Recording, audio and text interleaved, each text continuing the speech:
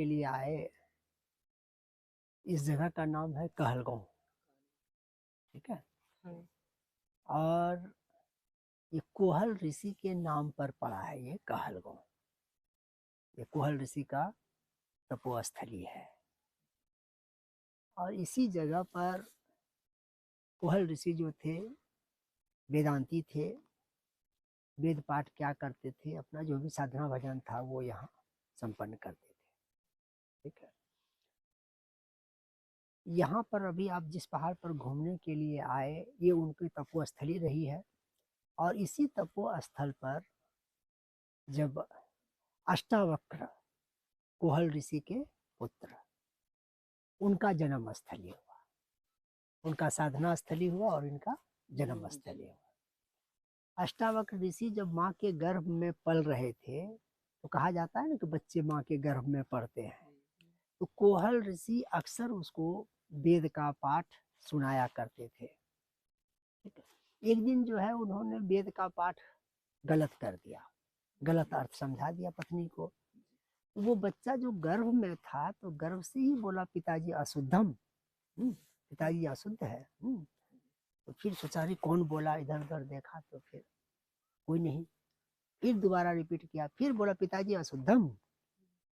फिर बोला कह रहे लगता है गर्भ में जो शिशु है वही पढ़ रहा है। बोला अभी जन्मा नहीं है और इतना टेढ़ा, एक लात मार दिया। तो गर्भ में जो लगा बेटा को, जाओ 8वां अंग से टेढ़ा हो जाओ। बच्चा जो जन्म लिया वो 8वां अंग से टेढ़ा था, ठीक है।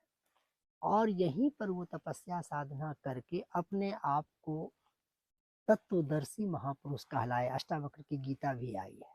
तत्वदर्शी महापुरुष वो होते हैं जो आपके मन की बात जान जाते हैं, कहाँ से आए हैं, क्या कर रहे हैं, किस जन्म से आप चलते हुए यहाँ तक पहुँचे हैं, ठीक है ना। यानी जन्म जन्मांतर का बात वो अनुभव में यहीं बैठे बैठे, धड़ धरती का एके लेखा, जो बाहर सो भीतर देखा। वो ऐसे महापुरुष थे, पूरे विश्व में जो कुछ भी कहीं कुछ हो रहा है वो यहाँ बैठे बैठे देख लेते। ऐसे महापुरुषों को तत्वदर्शी महापुरुष कहा गया।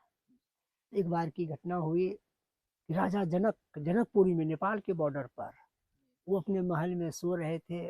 उसने स्वप्न में देखा कि जो है मेरे राज्य पर कोई दूसरा हमला कर दिया है और मेरे राज्य से हमको लंगोटी पहना के भगा दिया है। जाओ सुबह होते होते अब मेरे राज्य से निकल जाओ, नहीं तो फांसी की सजा दे दी जाएगी, ठीक है। फिर वहां से जो है वो भागे जा रहा है, भागे जा रहा है। किसी तरह वो अपने राज्य को पार करता है, दूसरे राज्य में जाता है, भोजन मांगता है। भोजन पानी के तो इस राज्य में खाना नहीं था, वहाँ जैसे मांगता है तो एक जगह पर बोला कि भंडारा चल रहा था, वहीं पर हम लोग का भंडारा बना था। वो गया, उस भंडारा का भी प्रसाद जो है खत्म हो गया था। अंत में जो खुरचन था उसको निकाल करके हाथ में दिया। जैसे वो खाने के लिए किया तो एक चील ने झपट्टा मार दिया, उसका नींद खुल गई। जब नींद खुली तो उसने क्या देखा, अरे हम तो अपने महल में हैं। अब उसके दिमाग में प्रश्न उठा, वो सच कि ये सच, ठीक है। अब किसी को कुछ बता नहीं रहा है, सिर्फ यह बोल रहा है वो सच या यह सच। जितने विद्वान लोग थे सब ने आकर के पोथी में, पुराण में, वेद में, शास्त्र में ढूंढने लगे। ये बता नहीं रहे हैं, ये खाली क्या पूछ रहे हैं, यह सच कि वह सच। उसी में ये कोहल ऋषि भी गए थे। कोहल ऋषि ने प्रश्न का उत्तर उनको नहीं दे पाया था, इनको जो है गंगा नदी में डूब करके मरना पड़ा, ठीक है। तो ये जब साधना तपस्या करके लौटे तो बोले पिता, माताजी पिताजी कहाँ हैं? अरे बेटा बहुत दिन पहले, 6 महीना पहले गए हैं, कभी लौटे नहीं हैं, कहाँ गए हैं पता नहीं है। यहीं से बैठे बैठे ध्यान में देख लिए वो, अरे मेरे पिता तो जो है लोगों ने ऐसे ऐसे आत्महत्या करा दिया। तब ये ऋषि यहाँ से अष्टावक्र, उस समय तो जाने आने का कोई साधन नहीं, कैसे कैसे जो है वहाँ पर पहुँचते हैं। राजा जनक के गेट पर, दरवाजे पर जाके बोल, जाओ राजा जनक को बोले उसको प्रश्न का कोई उत्तर देने के लिए आया है। जैसे वो पहुँचता है, द्वारपाल गया कि महाराज आपके प्रश्न का कोई उत्तर देने के लिए आया है। हाँ चलो चलो।